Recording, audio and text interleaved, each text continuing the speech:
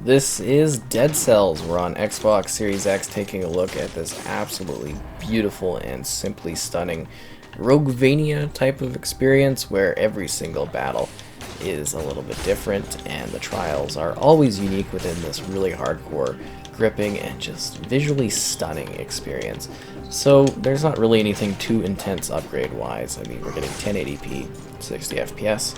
But what's really cool here is that this actually does support auto HDR, which really helps make those little pixels just sort of pop with color, because this is a very detailed, luscious, and really, I guess you could say, gorgeous looking game. It looks just absolutely fantastic, and it's so weirdly fun to play. Like, it's a permadeath type thing with some elements where you come back and you can reuse certain things, and you know, you kind of keep building on your legacy, and you keep trying to, you know, go a little bit further in regards to making it to new areas.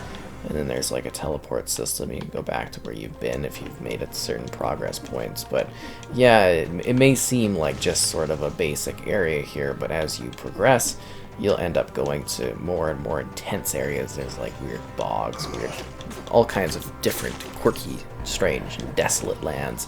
It kind of feels sort of Dark Souls-esque, I guess you could say, in regards to, you know, the style of play here. It's definitely a unique experience with a little bit of a lore kind of thing to it as well as you explore. And with that, they also have some like DLC packs that you can grab that expands the concept further, which is sort of exciting, you know, for the big fans of what this game has to offer, which I know there's quite a people out there that just really love what this game delivers, because it's really, really cool. And I don't always love this style of game where, you know, you death system, you gotta redo things over and over again, but there's something about this one that's really, really interesting. I don't know how they do it, but it's just really great to move through. And there's so many distinct like locations that you can end up like heading to. Like the swamp marsh place is pretty intense. Do you wanna go in here? And yeah, you know, you never know quite what you're gonna come across. And then you get certain points where it's almost like checkpoints in order to get like better stuff. And you know, it really does mix things up quite a bit. A frenzy causes bleeding through a knife for sure. We'll do that one. And then you've got these extra slots here where you're able to get like different abilities. Like I've got a throwing knife thing, and you know, they've got all these elements to it that I think are really quite fun and engaging. It's such a distinct and beautiful and haunting type of thing that I think a lot of people find as a fun challenge. Where did I head initially to kind of go and do stuff? That's funny. And then you go back to the entrance.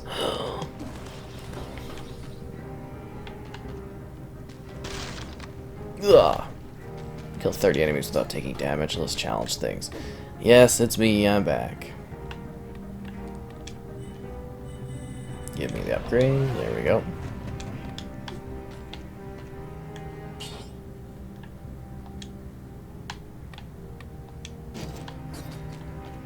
That's what I'm talking about. But yeah, like I said, there's all these different sort of weird quirks. And I love that you can just like break down doors and stuff. You do mutations. Mutate me. and you know, it's just, it adds to all these layerings. And it's like, oh, they all look a little like me. That's funny. Huh, I wonder why, right?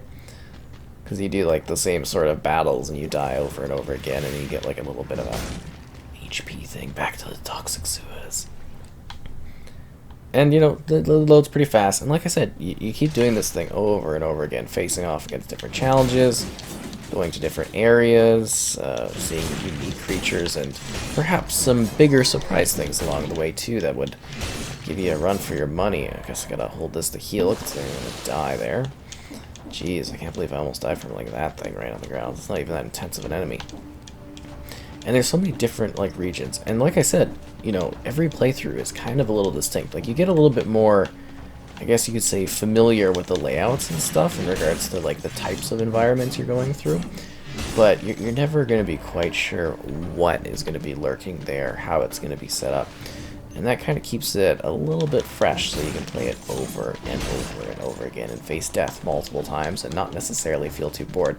Because like I said, I'm not necessarily huge on this style of gameplay in regards to it being like, you you know, sort of a Dark Souls-esque thing, but I really, really love what they did with this one. It's so creative. Enjoy my daggers. Ow, that's not good. Hurting quite a bit, so I want to get this thing though. Really?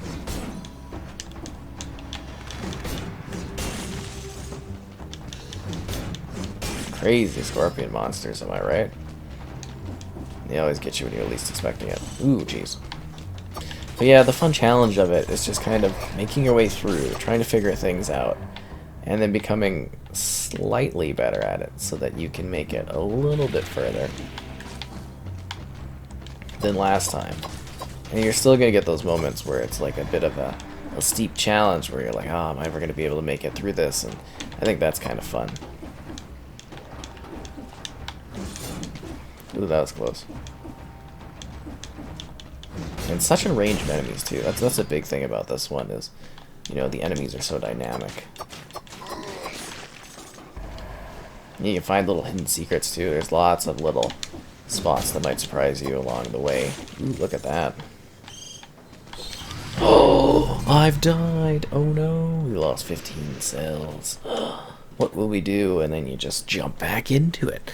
And there's like little tiny like shortcut type things. And found 500? Oh, that sucks. Guess I should have spent stuff, but you know, and then you find new secrets and explore new hidden things and that, and that's kind of the fun of it, is who knows what you're gonna come across. At last, come closer. I want some cool threads. Sounds awesome, man. Get changed. First, yeah, let's do that one. Time to get festive. But like I said, like the art style is gorgeous, the design of the game is really cool. It's so different and out there. I mean, I think you'll really have a good time working through this if this looks like the type of experience that you would find to be kind of interesting. It really does offer some varied locations and things to do as you work through it. And it's difficult too. You're like it's a really good challenge if you want that. You know, kind of trying to get to those harder spots. And you get pretty far and then you die and you're like, oh, and you think you're doing well, but then it hits you.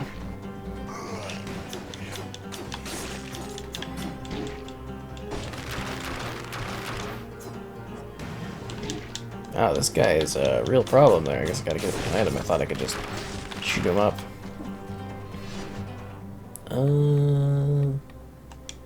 Red item increase, because I got lots of red items, right?